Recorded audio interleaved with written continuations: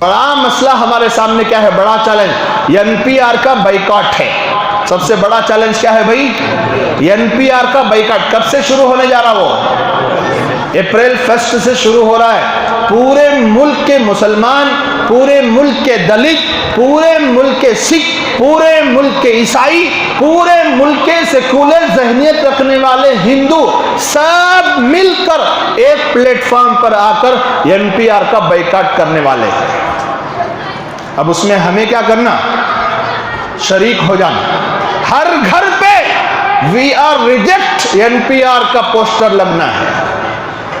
कोई भी सरकारी अफसर आकर आपकी तफसीलात मांगने की कोशिश करे, उसे मोहब्बत से लड्डू खिलाकर भेज दलो, जामुन खिला को भेज दलो, पानी पिला को भेज दलो, लेकिन अपने बारे में, अपने बच्चों के बारे में, अपने माँ बाप के बारे में कोई तफसील नहीं देना।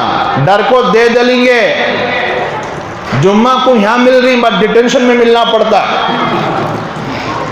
जुम्मा कहाँ मिल रही, कम से कम मस्जिद फातिमा में मिल रही, बाद में जुम्मा कहाँ पढ़ना, डिटेंशन सेंटर में पढ़ना पड़ेगा। तो हिम्मत नहीं हारनी है, किसी के बहकावे में नहीं आना, किसी के जोर जबरदस्ती से डरना नहीं है। कुछ भी हो जाए हम कागज नहीं दिखाए, कुछ भी हो जाए। कुछ भी समझते हैं, हाँ कुछ भी समझ जाओ, बहुत गहरा मफहूम है इसमें। एनपीआर को हम कामयाब होने क्यों नहीं होने देंगे, क्योंकि एनपीआर ही एनआरसी का चोर दरवाजा है। आप पूछेंगे एनपीआर तो पहले भी हुआ है, एनपीआर तो पहले भी हुआ है।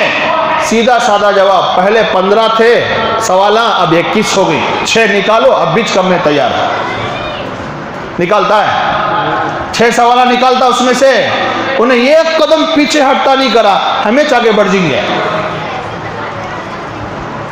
तो एनपीआर का मुकम्मल बाइकॉट करना है, बड़ा काम हमारे सामने।